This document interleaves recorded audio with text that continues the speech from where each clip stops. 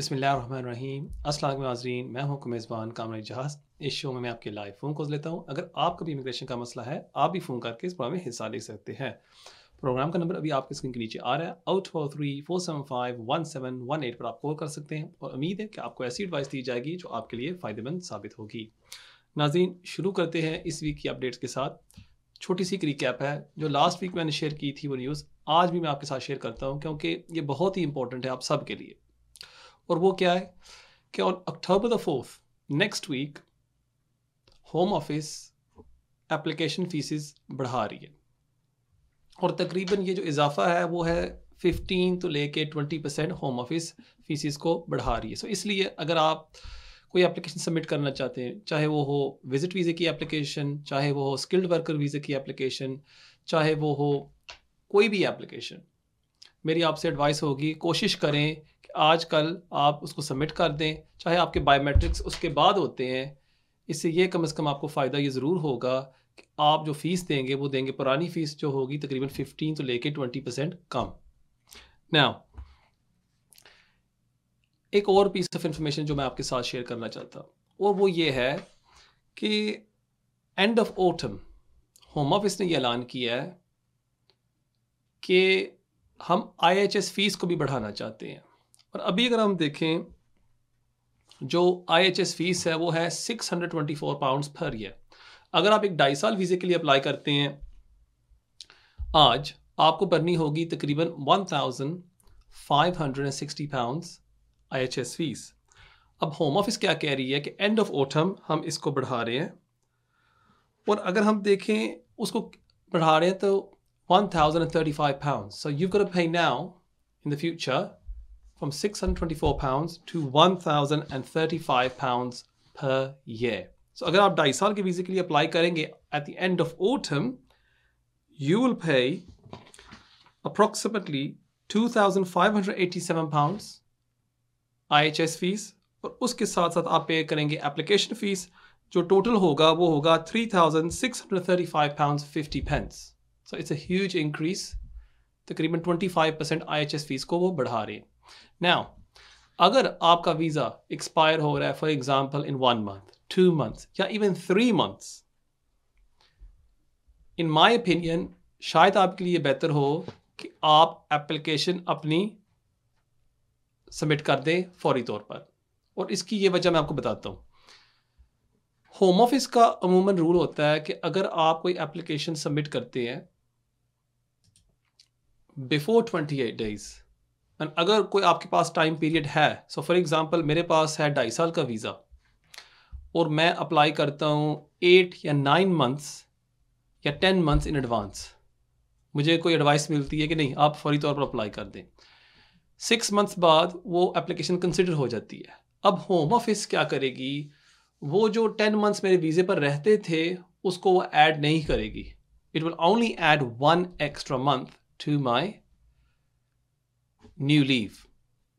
But अगर फर्ज करें कि मेरे पास अभी है 3 months, आजकल अगर हम एप्लीकेशन सबमिट करते हैं उसको हो जाते हैं एवरेज वेट टाइम 9 to लेके 10 मंथ्स में होम ऑफिस उस एप्लीकेशन को कंसिडर करती है। सो जब आपको नया वीज़ा इशू करेगी इसमें आपको कोई नुकसान नहीं होगा। ये नहीं होगा कि आपके 10 या 11 मंथ्स रहते थे और वो मिस हो गए और फिर अब जब आप ILR के लिए अप्लाई अब करेंगे आपको कोई नुकसान होगा, नहीं, क्योंकि वो जो टाइम पीरियड था जो आपने पहले से अप्लाई किया 3-4 मंथ्स वो गुजर गया है उस दौरान जब एप्लीकेशन आपकी पेंडिंग थी। सो इसलिए जब नया वीज़ा इशू होगा वो उस दिन से इशू करेंगे जिस दिन से वो नई एप्लीकेशन को कंसिडर करते हैं। सो अगर आप कोई फ़ीस बचाना चाहते हैं, अगर आप अपनी IHS फीस बचाना चाहते हैं, मेरा मशवरा आपसे ये होगा कि इट माइट बी बेटर कि आप फौरी तौर पर अपनी एप्लीकेशन एक्सटेंशन की या नई एप्लीकेशन आप अपने स्टेटस को रेगुलराइज करना चाहते हैं, बेहतर होगा कि आप उसको सबमिट कर दें। नेक्स्ट पीस ऑफ इंफॉर्मेशन जो मैं आपके साथ शेयर करना चाहता था वो थी एमनेस्टी के ऊपर। बार बार ये सवाल पूछा जाता है हमें कि कामरान भाई एमनेस्टी कब आ रही है, कोई रिलीफ होगी हम माइग्रेंट्स के लिए या नहीं। उस पर थोड़ी सी मैं रोशनी डालना चाहूँगा। जैसे मैंने पहले भी अर्ज़ किया इस शो पर कि अभी तो नहीं लग रहा कि गवर्नमेंट कोई एमनेस्टी लेके आएगी, बल्कि आप ये देख रहे हैं कि वीक बाय वीक गवर्नमेंट क्या कर रही है, सख्ती कर रही है असाइलम सीकर्स के साथ। जिनके पास स्टेटस है उनके साथ भी ये कर रही है, फीसेस बढ़ा रही है। सो जनरली जो गवर्नमेंट है वो माइग्रेंट्स के साथ सख्ती कर रही है, और वो आवाम को ये दिखाना चाहती है कि देखें हमने माइग्रेशन को कंट्रोल कर लिया है, माइग्रेशन नंबर्स कम हो गए हैं। वो कम कैसे होंगे? अगर लोगों के पास पैसा नहीं होगा, वो एप्लीकेशन नहीं सबमिट करेंगे, वो अपने आप को रेगुलराइज नहीं कर सकेंगे। गवर्नमेंट आपको पता ही है इस तरह की कोई झूठी डेटा इशू कर देगी जहाँ वो बता देगी कि देखें नंबर्स कम हो गए हैं क्योंकि हमने कम लोगों को स्टेटस दिया है। इस तरह वो गवर्नमेंट लोगों को बेवकूफ़ बना रही है। But the good news is कि इलेक्शंस बहुत जल्द आ रहे हैं।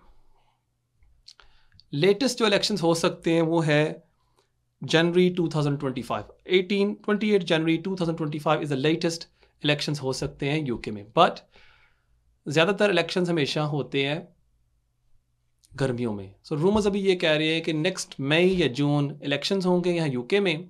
और जो सबसे अच्छी न्यूज़ ये है कि 2 वीक पहले एक पोल किया गया था, और उस पोल में उन्होंने सर्वे ये किया कि अगर आज इलेक्शन होता है कौन सी पार्टी ज़्यादा सीट्स जीतेंगी। उसका जो रिजल्ट था वो था कि अगर आज इलेक्शन होता है द लेबर पार्टी उनको मिलेगी एक मेजॉरिटी। जो टोरी पार्टी है उनके सीट्स होंगे 159, अभी उनके पास हैं 365। सो आप देख सकते हो कि जो मेजॉरिटी होगी टोरी पार्टी की वो तकरीबन हो जाएगी आधी। इससे ये फ़ायदा होगा माइग्रेंट्स के लिए कि जो लेबर गवर्नमेंट है वो हमेशा माइग्रेंट्स के साथ नरमी करती है।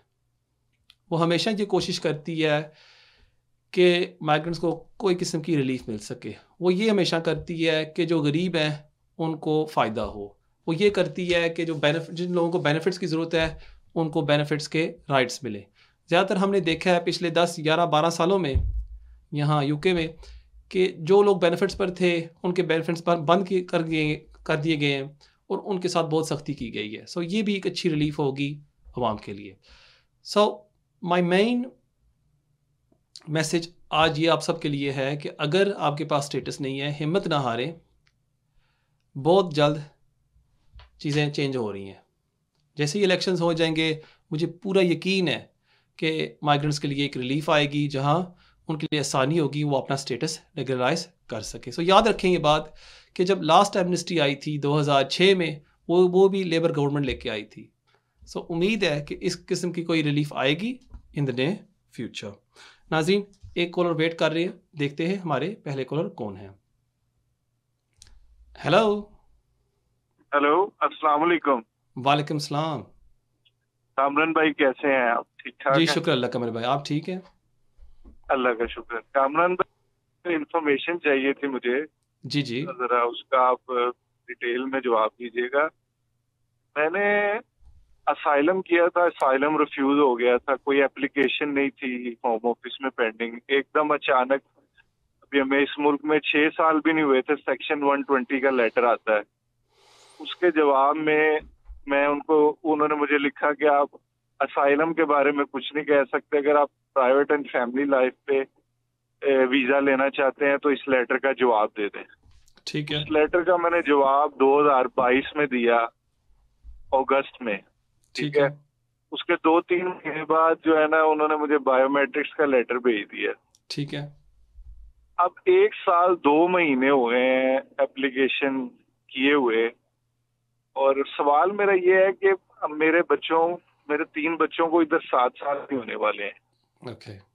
ठीक है, तो मेरा सवाल ये है कि मैं उनको चेज करूं कि 7 साल होने का इंतजार करूं, और 7 साल होने के बाद मुझे उनको कहना पड़ेगा कि, या वो कैसे मैं इस चीज का, इसको मैं कंफ्यूज हूं कि मुझे कोई नई एप्लीकेशन करनी पड़ेगी 7 साल बाद, या इसी में ही मेरा हो जाएगा। ठीक है, आपके पास लिस्टर है? नहीं, मेरे पास सोलिसिटर नहीं है। जो है ना, कभी सोचा है सोलिसिटर हायर करने में या नहीं? नहीं, मैं सोचा है, लेकिन मेरे भाई इधर मेरे पास गुंजाइश नहीं थी। पहले मैं सोलिसिटर किए, आपको पता है इतने साल इधर गुजारे हैं तो जाहिर बात है सोलिसिटर किए हैं, यानी कि इतने ज्यादा पैसे भी वेस्ट किए हर चीज की, बाद में गुंजाइश नहीं थी, इस वजह से मैं कर नहीं सका कोई सोलिसिटर ना। ठीक तो है, जो भी सिचुएशन थी मैंने आपको एक्सप्लेन किया, तो इसका आप मुझे कोई मुस्बत जवाब दे दें। आपका ठीक है, बहुत देता हूँ आपके शुक्रिया। सवाल का जवाब। बहुत शुक्रिया आपकी कॉल का। जी हाँ, जैसे आपने अर्ज़ किया कि आपके पास दोनों ऑप्शंस हैं। जब आपके बच्चे 7 साल के हो जाएँगे, आप फ्रेश एप्लीकेशन भी सबमिट कर सकते हैं, और या आप उनको कह सकते हैं कि जो मैंने सबमिशंस की थी सेक्शन 120 के तहत, कि उसके तहत आप मेरे ये नए रिप्रेजेंटेशंस को भी कंसिडर करें। अब यहाँ सवाल उठता है कि आपको क्या करना चाहिए।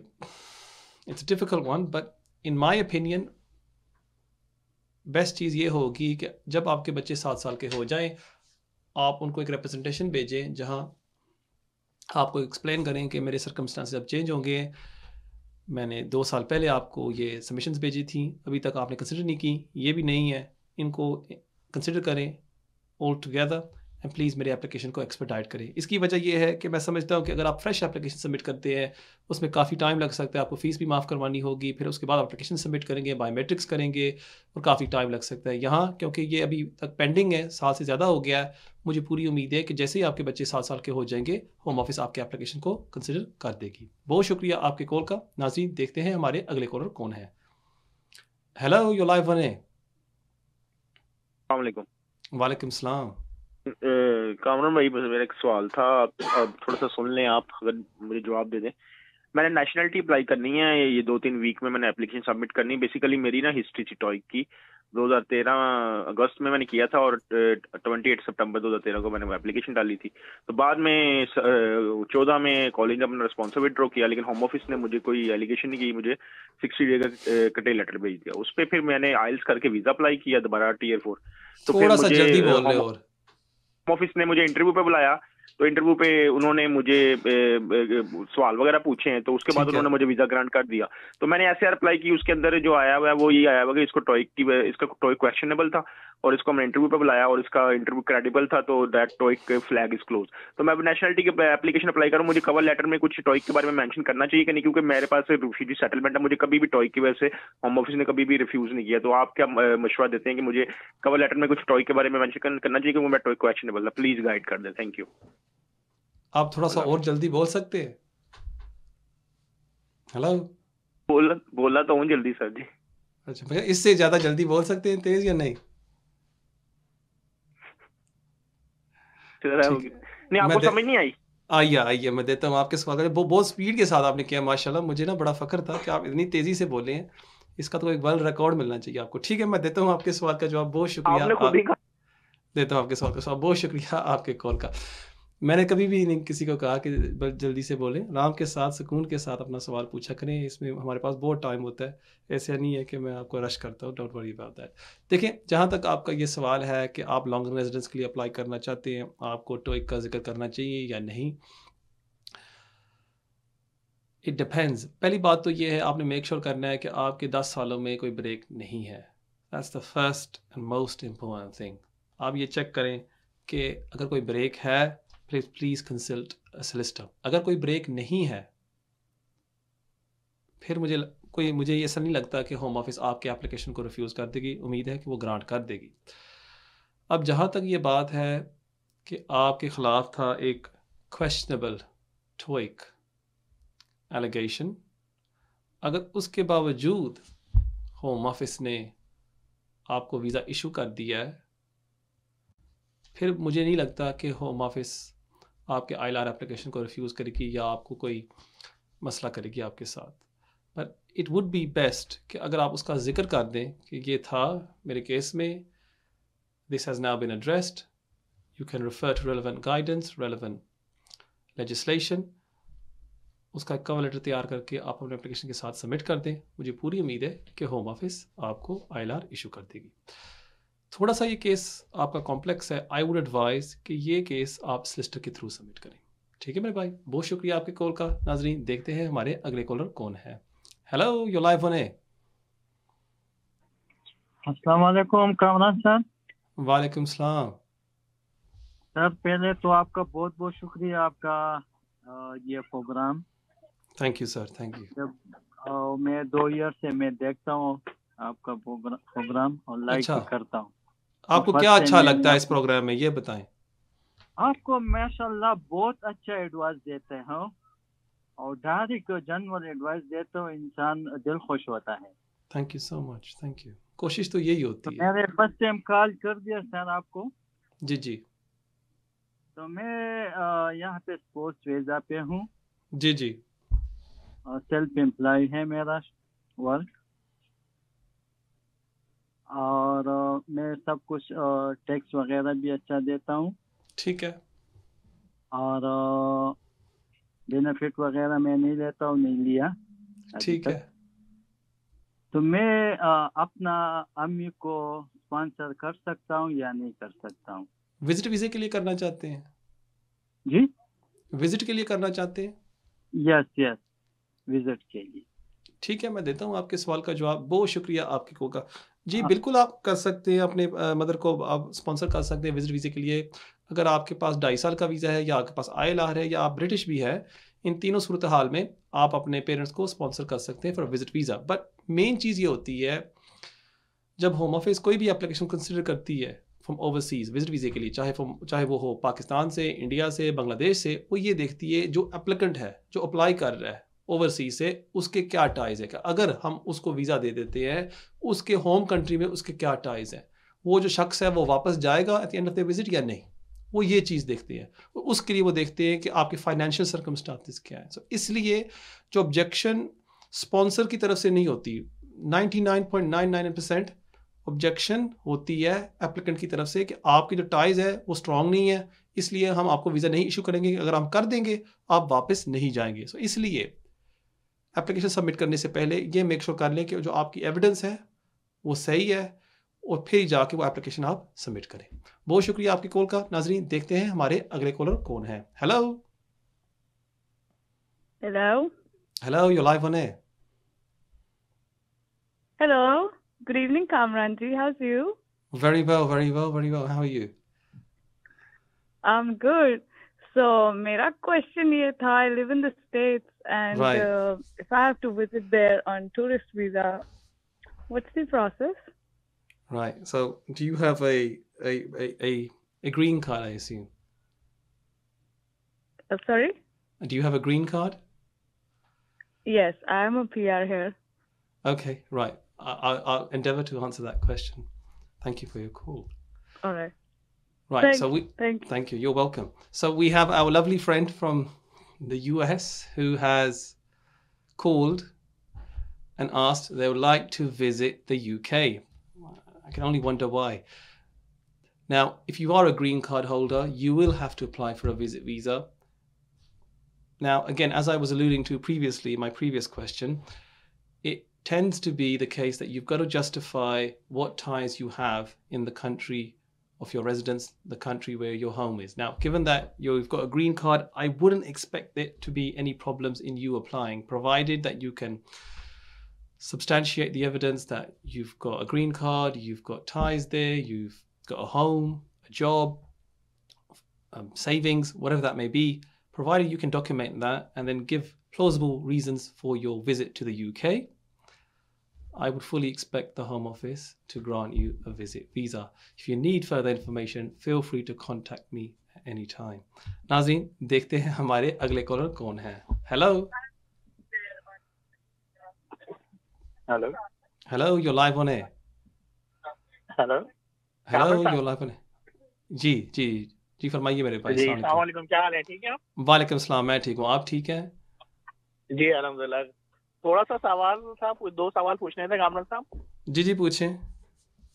कि जो है कि मेरी अपील है की है कोर्ट अच्छा में ना, अच्छा तो वाइफ का केस डाला था, तो मकसद जो शादी भी जैन में सब कुछ है, यहाँ पे यूके में शादी की थी, ठीक है। तो वो रिफ्यूज कर दिया था। वो कह रहा है कोई मकसद के कोई रीजन बताएं कि आप लोग क्यों नहीं जा सकते अपनी कंट्री में ना, वो तो आपको Okay. मालूम होगा, ठीक ठीक है है ना। तो वो अपील हैगी, अब वाइफ जो है मेरी वो प्रेग्नेंट हैगी है, ठीक है। है। तो अगर ये पूछना था कि अगर रिफ्यूज अपील होती नहीं है, तो अगर दोबारा नई फ्रेश एप्लीकेशन डालनी हो तो उसमें NHS चार्जेस देना पड़ेंगे कि नहीं देना पड़ेंगे? ठीक है, मैं देता हूँ आपके सवाल का जवाब। बहुत ठीक है, और शुक्रिया। दूसरा सवाल पूछूं? जी जी दूसरा सवाल ये पूछना था तारिक साहब, मैंने 2022 में नहीं, स्टॉप करें, आपने गलत कर दिया। एप्लीकेशन डाली थी। स्टॉप करें। आपने कहा तारिक साहब, गलत शो पर कॉल कर रहे। तो ये कामरान साहब, नहीं, देखिए आपने दिल तोड़ दिया, हमेशा यही होता है। आवाज आ रही है कामरान साहब? जी आवाज आ रही है, लेकिन मैं क्या, हमेशा यही होता है, क्लाइंट्स फोन करते हैं तारिक साहब का नाम लेते हैं, उनको इतनी फ्री मार्केटिंग मिलती है मेरे शो से, मेरा दिल टूट जाता है। हालांकि मेरा नाम भी तारिक है, मिलूंगा तो मैं आपको अपनी आईडी दिखा दूंगा। चले मान ली बात। अच्छा, दूसरा सवाल आपका। जी सॉरी, इसलिए माजरत चाहता हूँ मैं। नहीं कोई बात नहीं, मैं मजाक कर रहा हूँ। तारिक साहब, if you watching, it's all good, free publicity on me, more than happy. जी पूछिए अपना सवाल। दूसरा सवाल ये था कि 2022 में मैंने ब्रिटिश नेशनलाइजेशन की एप्लीकेशन डाली थी, या ठीक है। एमपीज को भी बोला, इनकी कंप्लेन भी करी होम ऑफिस में, मकसद वो यही बोलते हैं कि इंतजार करें। तो अब मेरे पास इतने पैसे तो नहीं है कि मकसद वो जो बोलते हैं ना कोर्ट में रिव्यू जाके कर लें, मकसद तो काफी पैसे लगेंगे। तो इसको बताएं कि मैं नई एप्लीकेशन डाल लूं, इसको छोड़ दूं, या और कितना इंतजार करना ठीक है, मैं देता हूँ आपके सवाल का जवाब। बहुत शुक्रिया आपके कॉल का। देखिए, जहाँ तक आपका पहला सवाल है तारिक साहब, कि आपकी अपील अभी पेंडिंग है, और अगर आप फ्रेश एप्लीकेशन सबमिट करते हैं, जहाँ आप उनको सबमिट करते हैं नई एविडेंस कि आपका एक बच्चा हो गया है, आपको IHS फीस भरनी होगी या नहीं? बिल्कुल आपको भरनी होगी। In every application you must pay the IHS fees, otherwise it's not a valid application. जहाँ तक आपका ये दूसरा सवाल है, आपने नेशनलिटी एप्लीकेशन सबमिट की है और अभी तक आपको जवाब नहीं आया, आपको क्या करना चाहिए, अगर आपको नई एप्लीकेशन सबमिट करनी चाहिए या नहीं? अगेन मेरे ख्याल में बेस्ट ये होगा कि आप उसी एप्लीकेशन को फॉलो अप करें, क्योंकि अगर आप नई एप्लीकेशन सबमिट करते हैं, मोस्ट लाइकली होम ऑफिस आपको अपनी फ़ीस वापस नहीं करेगी। बहुत शुक्रिया आपके कॉल का। नाजरीन, देखते हैं हमारे अगले कॉलर कौन है। Hello sir hello, you live on air. जी सर, मैंने अभी फोन किया था टॉय के बारे में, मुझे लगता है मैं कुछ ज्यादा ही जल्दी बोल गया हूँ। बताना चाह रहा था कि मेरी एप्लीकेशन जो है वो नेशनलाइजेशन की एप्लीकेशन है, मेरे पास रिफ्यूजी सेटलमेंट है। ठीक है, कभी भी रिफ्यूज नहीं किया। आपको रेफ्यूजी स्टेटस कब मिला था?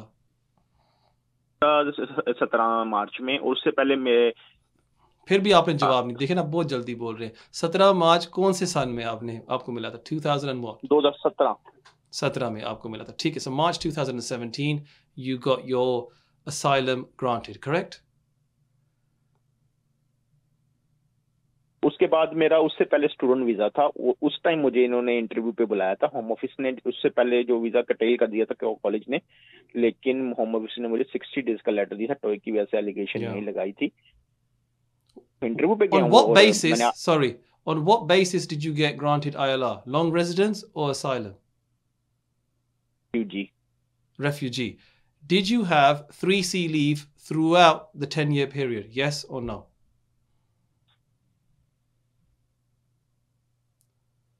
Hello? नेशनलाइजेशन की एप्लीकेशन अप्लाई करनी है, वो मैं लीगल था सारी पीरियड में। पक्की बात है, 100%, 10 years आपके पास स्टेटस था? यस। SAR मंगवाई है ना सर जी, SAR में चेक किया है मैंने। ठीक है, और वहां आप लीगल रहे हैं। ठीक है ना, मैं देता हूं आपके सवाल का जवाब। बहुत शुक्रिया आपके कॉल का। अगेन, जैसे मैंने पहले भी अर्ज किया था, मेरा जो जवाब है वो सेम ही है कि अगर उन्होंने ओवरलुक करके आपको ग्रांट कर दिया है, फिर मोस्ट लाइकली वो आपको पेनलाइज नहीं करेंगे, but you can never say never. So best चीज़ ये होगी कि आप उसका हवाला दे दें, उनको एक्सप्लेन कर दें कि ये इशू हुआ था, but you know it's been overlooked now, I should not be penalised for this. Explain through relevant legislation and guidance that why discretion ought to be used in your favor. जहाँ तक बात थी कि मैं आपको बार बार ये पूछ रहा था कि आपके पास स्टेटस था या नहीं, मैं ये इसलिए पूछ रहा था कि मैं ये चेक करना चाहता कि आपके पास वैलिड लीव थी पिछले 10 सालों के लिए। अगर आप लॉन्ग रेजिडेंस रिक्वायरमेंट फुलफिल तो आपने कर दी या नहीं, और दूसरा, अगर आप गुड कैरेक्टर रिक्वायरमेंट को सेटिस्फाई करते हैं या नहीं, क्योंकि अगर आप नहीं करते, आपकी एप्लीकेशन को होम ऑफिस रिफ्यूज़ कर देगी फॉर नेशनलिटी। बहुत शुक्रिया आपके कॉल का। नाजरीन, देखते हैं हमारे अगले कॉलर कौन है। हेलो अस्सलाम वालेकुम। वालेकुम सलाम भाई, क्या हाल है? जी शुक्र अल्लाह का मेरे भाई, आप ठीक हैं? ठीक ठाक। कमरान भाई, एक्चुअली मैं आपके नंबर पे कॉल्स करता हूँ, मतलब लाइव शो के बाद, लेकिन वो उस पर कोई पिकअप नहीं करता। तो मैं डिटेल में आपसे कुछ बातें करना चाहता अच्छा हूँ अच्छा, क्योंकि कौन से मैं नंबर पर आप कॉल करते हैं मेरे भाई? इसी नंबर पे जो नहीं, ये YouTube नंबर ना, ये नंबर शो के बाद बंद हो जाता है पूरे वीक के लिए। इस पर कोई बंदा फिर कॉल नहीं कर सकता। अगर आप मुझसे मिलना चाहते हैं या राब्ता करना चाहते हैं, मैं अभी आपको नंबर लिख सकता हूँ, दे सकता हूँ, लिख लें प्लीज़। जी क्या नंबर है कमरा भाई? 078 078 18 18 100, 100। दोबारा 100। या कमरा भाई इसी नंबर पे मैं कॉल करता हूँ, अच्छा, पिकअप नहीं होता आगे से, मतलब कोई रिस्पांस नहीं आता रियली? वैसे तो हमने क्योंकि मैं रिसेप्शनिस्ट, मैनचेस्टर में जी जी, रहता हूँ। मैं रिसेप्शनिस्ट हमने चाहता हूँ रखी हुई है। सही, अच्छा, क्योंकि मैं मैनचेस्टर एक में होता दूसरा, हूँ, मैं एक चाहता हूँ कि दूसरा एक नंबर दफा। ले लें, एक दूसरा नंबर ले लें, हमारे ऑफिस का ले लें। 0207 जी 0207 183 183 88, 88। और दोबारा 88। आपका नाम क्या है? मेरा नाम एहसन है। एहसन। एहसन साहब, आप फ़ोन करिएगा मंडे को ऑफिस नंबर पर, और जो मेरे कॉलीग्स हैं वो आपका कॉल अटेंड करेंगे। उनको एक्सप्लेन करिएगा कि मैंने लाइव शो पर फ़ोन किया था, मैं कंसल्टेशन बुक करना चाहता हूँ, और आपको वो बुक कर देंगे। ठीक है ना मेरे भाई?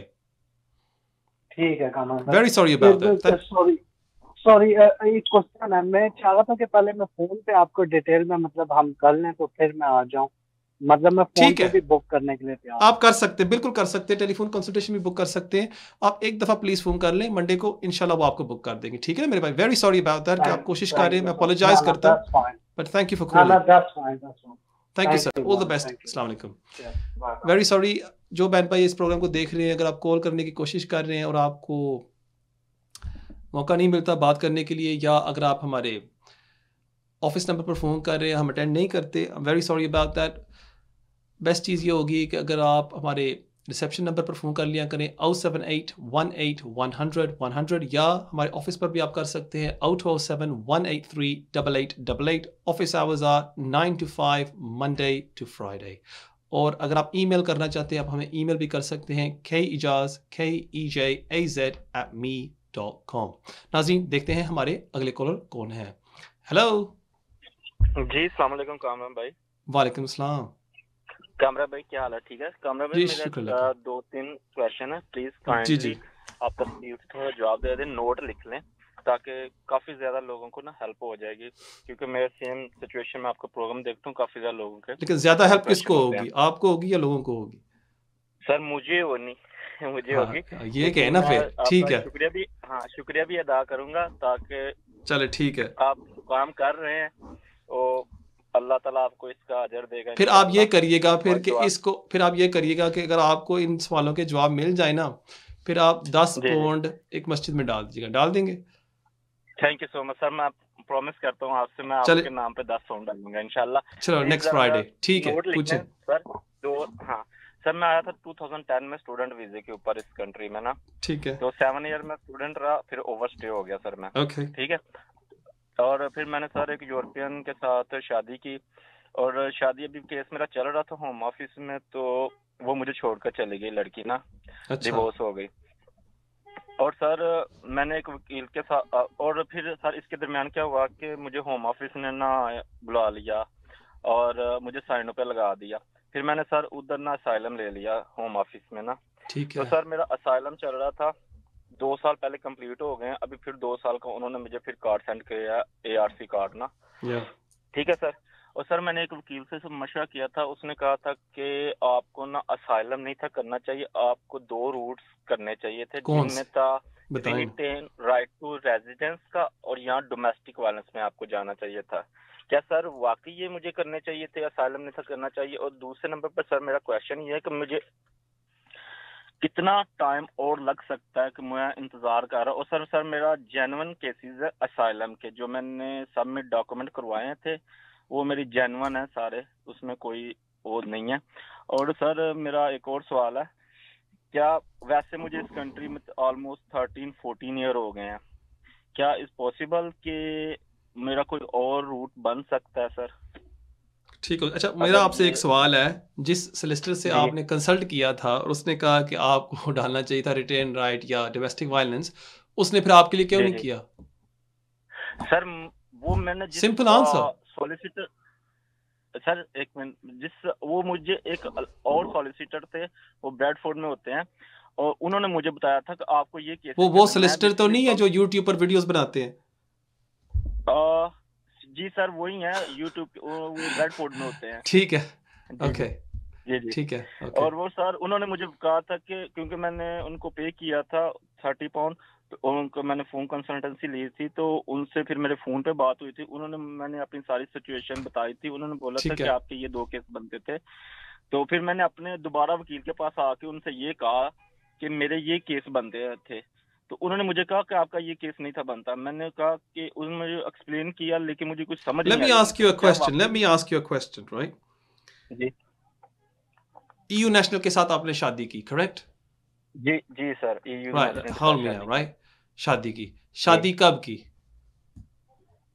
शादी सर मैंने की 2018 में। जिंदगी का सबसे खुशी वाला दिन था या नहीं? सर जिंदगी का बेस्ट दिन था वो। ठीक है, मान लेते हैं आपकी बात, ठीक है। अच्छा, डिवोर्स कब हुई? सर मेरी डिवोर्स जो हुई है 21 में हुई है। So when did you marry? What month did you marry your wife approximately? 2018 कौन सा मंथ? सर 2018 में हुई थी, लेकिन मेरी शादी रजिस्टर नहीं थी हो रही क्योंकि मेरे ओवरस्टे था ना। So रजिस्टर शादी कब हुई है? एक मिनट ये बताइए। सर मेरी असल में ना शादी की मैं डेट, क्योंकि फिर उसके बाद कोरोना आ गया। नहीं सुने ना मेरी बात, सुने ना प्लीज। रजिस्टर शादी कब हुई है, ये जवाब दे मुझे। सर मेरी रजिस्टर शादी नहीं थी हो सकी ना। नहीं हुई ना, पक्की बात है ना? सुने ना, मैं आपसे ये सवाल पूछूं, यस और नो? नहीं थी हुई सर, नहीं हुई, ठीक है ना? ठीक है, अब मैं आपको ये बताता हूं, आपका रिटेन राइट का एप्लीकेशन नहीं हो सकता। कि रिटेन राइट की शर्त क्या है? शादी होनी चाहिए, 3 साल हो गए हो शादी को, कम से कम 1 साल का प्रूफ हो कि आपने इकट्ठे रहे हैं साथ। That's written right, so that's finished. ठीक है, alright. So now let's go to domestic violence as a EU national. ठीक है, again you must have had leave as a unmarried partner, या आपको वीजा मिला हो as a spouse, as a EU national. उसके बाद आपका रिश्ता टूट जाता है, होम ऑफिस आपको ग्रांट कर देती है रिटेन राइट। आपको तो कोई वीजा कभी इशू नहीं हुआ, करेक्ट? जी सर, इसी तरह। सो ये दोनों जो चीजें हैं आप नहीं कर सकते, सो दैट्स डन, फिनिश्ड। ठीक है ना?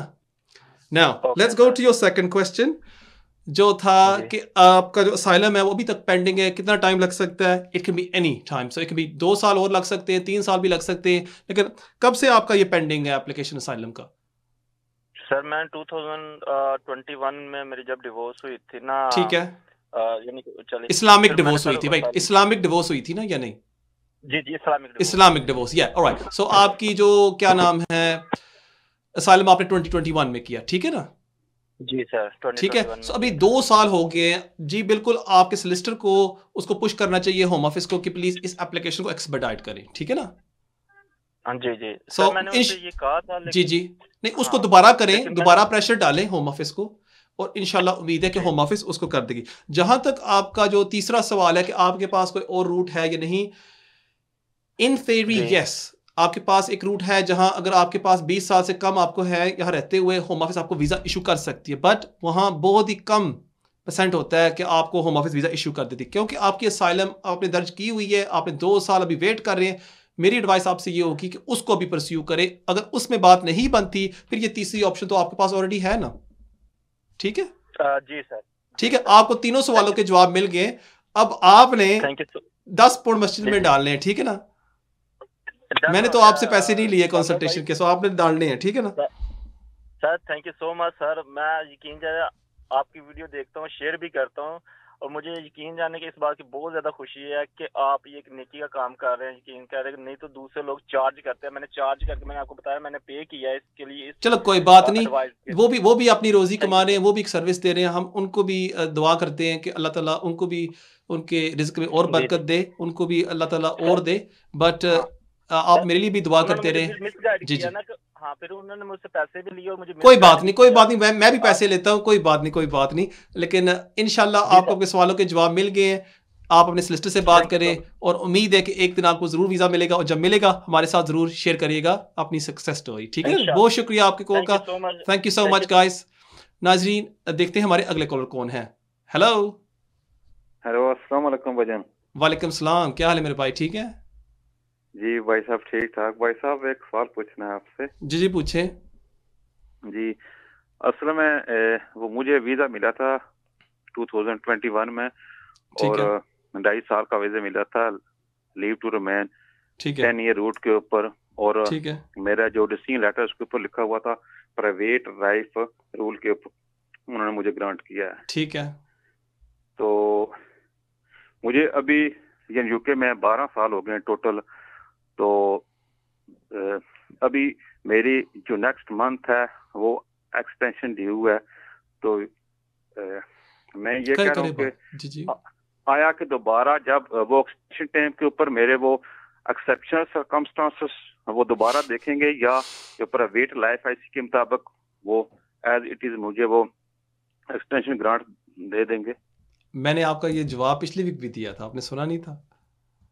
ये सुना था, लेकिन ये था कि जो लेटर है उसके ऊपर आपने बोला था कि हो सकता है और शायद। ठीक है, मैं देता हूँ आपके सवाल का जवाब, बहुत शुक्रिया आपके कॉल का। जैसे मैंने लास्ट वीक भी एक्सप्लेन किया था आपको कि अगर आपके केस में कोई एक्सेप्शनल सर्कमस्टांसेस थे, कोई ख़ास वजूहात थी जिस वजह से होम ऑफिस ने आपको वीज़ा इशू किया था, पॉसिबिलिटी है कि होम ऑफिस दोबारा वो एविडेंस मांगे कि आपके अभी सर्कमस्टांसेस क्या हैं।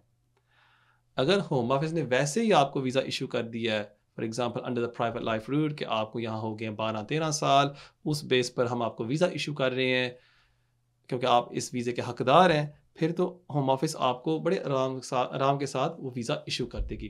क्योंकि आपकी फ़ाइल मेरे पास नहीं है, क्योंकि मुझे नहीं पता कि आपके सर्कमस्टांसेस क्या है, मैं आपको 100% एडवाइस नहीं कर सकता कि होम ऑफिस क्या करेगी या आपको किस तरह अपना एप्लीकेशन तैयार करना चाहिए। बेस्ट चीज़ ये होगी कि आप मुझसे कंसल्ट कर सकते हैं फॉर सम एडवाइस, या जो आपका ऑलरेडी एग्जिस्टिंग सोलिसिटर है उससे बैठ के आप डिस्कस कर सकते हैं कि हमें एक्सटेंशन के लिए क्या क्या एविडेंस लगाना चाहिए ताकि हमें वीज़ा होम ऑफिस इशू कर दे। बहुत शुक्रिया आपके कॉल का। नाजरीन, देखते हैं हमारे अगले कॉलर कौन है। Hello, you live on air. Hello जी, अस्सलाम वालेकुम। वालेकुम सलाम जी, अपना बतीन बात कर रहा हूँ, कमरान भाई लंदन से बात कर रहा हूँ। आपने भी वही गलती की, देखे ना, सबसे बड़ी गलती आपने कर दी। गलती इंसान से होती है सर। चलें, आपको माफ कर देते हैं। जी फरमाइए मेरे भाई। Sir, the way you conduct your programme माशाल्लाह बहुत अच्छा है। दूसरी बात है कि जेन्युइन आप ओपिनियन देते हैं, सबसे इम्पोर्टेंट चीज़ ये है। Thank you so much sir. मेरी थोड़ी सी सिचुएशन ब्रीफली काइंडली करता हूँ। मुझे पहले तो हो चुके तकरीबन मेरे 9 या 10 महीने रह गए 20 सालों में। ठीक है, ठीक है, ठीक है। थोड़ा सा मैं पीछे जाता हूँ। मैं तकरीबन 15 साल जब मेरे हुए थे तो मुझे राइट ऑफ अपील मिला था, कोरोना से पहले की बात है, और मैं कोर्ट गया था। अच्छा, कोर्ट वाले ने एट दैट पॉइंट मेरी सारी क्योंकि मेरा मेंटली भी चल रहा था, एविडेंस भी थे, ठीक है, ठीक है, चल रही थी, तो उन्होंने सिर्फ ये कहा कि इसको मैं वीज़ा इशू कर सकता हूँ, लेकिन इसके पास ये प्रूफ नहीं है कि भाई इसकी जो पीछे बैक होम फैमिली है, जो मैंने मेंशन की थी, खाली एक सिस्टर और ब्रदर है, वो शादीशुदा है, क्योंकि नो पेरेंट्स। ठीक है, और ठीक है, तो उसने कहा वो मेरे पास प्रूफ नहीं है। अब उस टाइम पता नहीं था, तो प्रूफ है, मैंने फिर बाद में प्रूफ हो एफिडेविट विद स्टाम्प पेपर अपनी सिस्टर से वो मंगवा लिए। अच्छा, उसके बाद कोरोना आ गया। खैर, वो अपील मेरी इस वजह से रिजेक्ट हो गई। उसके बाद कोरोना आ गया, तो फिर मैंने कहा आगे जाने के बजाय इसको ऐसा करते हैं कि मैंने फीवर अप्लाई किया खुद बाय माई सेल्फ, मुझे फीवर मिल गया। ठीक है जी, ठीक है, मैंने फीवर अप्लाई किया, मुझे फीवर आ गया। उसके बाद मैंने एप्लीकेशन डाल दी। बाय दैट टाइम मेरे तकरीबन 18 साल तकरीबन हो चुके थे। वो एप्लीकेशन मैंने डाली, तो होम ऑफिस तो आपको पता है कि वो लकीर के फकीर होते हैं, वो तो आपको पता है, उनको तो मौका चाहिए होता है। उन्होंने मुझे 1 साल पहले मेरा अपील केस मतलब रहा पेंडिंग, और उसके बाद 1 साल बाद रिफ्यूज कर दिया, लेकिन उन्होंने राइट ऑफ अपील दिया। ठीक है, अपील आपकी होगी, क्या हुआ अपील में? नहीं, आप सुने, अब वो जो राइट ऑफ अपील दिया ना, अब मैंने मई में जो है ना, वो जो 140 जो उनकी फीस है वो पे करके जमा करा दिया। ठीक है ना। अब मेरी सिचुएशन बड़ी ये आ गई है कि मैं तो चाह रहा हूँ कि अभी तक उनका जवाब नहीं आया ना। बंडल, अब आपको तो वो थोड़ा सा प्रोसीजर चेंज हो गया, बंडल जमा कराना है, फिर आपको बंडल जमा कराना है, एडमिनिस्ट्रेटिव रिव्यू होगा। तो मैं उनको अब छेड़ना नहीं चाह रहा। मैं ये चाह रहा हूँ कि मतलब है कि अभी मई, आज 5 महीने मतलब हो गए हैं, तो 5 माह में मुझे ये बताएं, 5 माह में होम ऑफिस ने अपना बंडल दर्ज नहीं किया? That's hard to believe. नहीं किया, आपने चेक किया है पोर्टल में? जी आपने पोर्टल में चेक किया? जी मैंने नहीं, क्योंकि मेरा ऑब्वियसली पता वकील है, वकील की वो नहीं हो ही नहीं सकता. I find that hard to believe honestly. 5 months, 6 May, June, July, August, September, October, 5 months. No, I don't believe that. Honestly, they must have submitted it. हो ही नहीं सकता. आप चेक करें वहां जाके, आप उसको कहें दिखाएं मुझे मेरी फाइल HMCTS पोर्टल पर, वहां चेक करें कि उन्होंने दर्ज किया या नहीं किया. नंबर 1. क्योंकि अगर 1 month या 2 months होम ऑफिस मिस कर देती है, बहुत ही सख्त पेनल्टीज आती हैं कोर्ट की तरफ से होम ऑफिस को कि अगर आप नहीं सबमिट करेंगे this appeal will proceed. So for me that's hard to believe. पहले होता था 2020 में जब कोरोना आया था, ये नया सिस्टम आया था, होम ऑफिस 8 माह वो साल तक वो नहीं दर्ज करती थी एविडेंस. बट अभी जो है home office is very prompt. Within 6 weeks boom it's there. So मैं ये नहीं मान सकता कि अभी 5 माह हो गए होम ऑफिस ने अपनी एविडेंस नहीं की. मेरे ख्याल में ये है कि आपके सॉलिसिटर ने शायद आपकी एविडेंस अभी तक नहीं सबमिट करी, टाइम वेस्ट कर रहे हैं. But eventually they will penalised you and they will proceed with this appeal without your evidence. नहीं अभी ऑब्वियसली बात है ना, अभी जब वो मुझे आएगा तो फिर मैंने अपना बंडल जमा कराना है. नहीं, मैं आपको ये कह रहा हूँ ये हो ही नहीं सकता ना. 5 माह के कोर्ट की तरफ से कोई डायरेक्शन ही नहीं आई. That's hard to believe. So आप चेक कर लें अपने सॉलिसिटर के साथ कि कोई भी डायरेक्शन नहीं आई कोर्ट की तरफ से कि होम ऑफिस ने डेडलाइन मिस की है. चले वो मैं ऑब्वियसली बात चेक कर लूंगा. मैं बल्कि चेक करता रहता हूँ क्योंकि मैं लॉयर जो भी है वो माशाल्लाह उस तरह एक मतलब कोई भी अपडेट होती है तो आज तक चलें आप उनसे बात कर लें. But for me that's hard to believe, क्योंकि वैसे क्या होता है जब आप अपनी अपील सबमिट करते हैं विद इन अ मंथ जो ट्राइब्यूनल केस वर्कर होता है वो डायरेक्शन सेट करता है होम ऑफिस को. The home office has now been ordered to prepare its bundle within 28 days. वो डायरेक्शन तो आई है ना, आई है या नहीं आई? वो भी नहीं आई आप कहेंगे. नहीं, वो जो हमने अभी जो अपील मैंने लॉन्च की है जब 140 उसके बाद तो वो सारा आ गया. जो मैंने अपील लॉन्च कर दी तो वो तो सारा नहीं, उसके बाद जाए डायरेक्शंस की तरफ, वहां एक डायरेक्शन होगी कि होम ऑफिस को डायरेक्शन दी गई है कि अपना बंडल तैयार करें. वो नहीं आई अभी तक कोर्ट से. वो तो फिर वकील ही चेक करेगा ना, क्योंकि मैं नहीं, आप खुद कहते हैं आप चेक करते हैं बैठ के वकील के साथ, आपको पता ही नहीं है. सो मैं इसलिए आपको चैलेंज कर रहा हूँ. ऑनेस्टली मैं इसलिए आपको चैलेंज कर रहा हूँ. ये ना हो कि आपको डायरेक्शन आई हो और उसको आप इग्नोर कर रहे हैं, और अगर आप इग्नोर करते रहेंगे the appeal will proceed without your evidence. The जज will not let you submit new evidence if you have not done so already. So अगर आप नहीं सबमिट करते और कोर्ट से डायरेक्शन आ जाती है कि आपने नहीं सबमिट किया, आपने कंप्लाई नहीं किया, उसके बाद is no other chances. The court is very strict about this now. ठीक है ना. सो प्लीज़ अपने सॉलिसिटर से ज़रूर कंसल्ट कर लीजिएगा. बहुत शुक्रिया आपके कॉल का.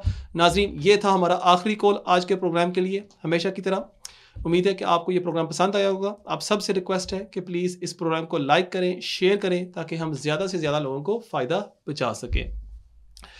एक छोटी सी रिक्वेस्ट है आप सब बहन भाइयों से कि प्लीज़ अगर आप जाएँ टिकटॉक पर और वहाँ टाइप करें सर्च में UK इमिग्रेशन 786, आपको मेरी प्रोफाइल नज़र आ जाएगी. मेरे ख्याल में मेरे तकरीबन 500 सब्सक्राइबर्स हैं. प्लीज़ उसको भी आप फॉलो करें कि बहुत जल्द मैं उस पर भी लाइव्स किया करूँगा और वीडियोस आपके साथ शेयर किया करूँगा. सो प्लीज़ उसको भी सब्सक्राइब करें, UK इमिग्रेशन 786. लास्टली, जो बहन भाई मुझसे मिलना चाहते हैं, कंसल्ट करना चाहते हैं, आप मुझे ऑनलाइन कर सकते हैं एट kamranandcosolicitors.com. वहाँ आप ऑनलाइन कंसल्टेशन बुक कर सकते हैं या इन पर्सन कंसल्टेशन, या अगर आप ऑफिस आना चाहते हैं, हमारा ऑफिस एड्रेस है Kamran & Co Solicitors, 139 Cranbrook Road, Ilford, Essex, IG1 4PU. हमारा ऑफिस नंबर बुकिंग के लिए है 078 18 100 100. Thank you for watching. Until next time, Assalamu alaikum.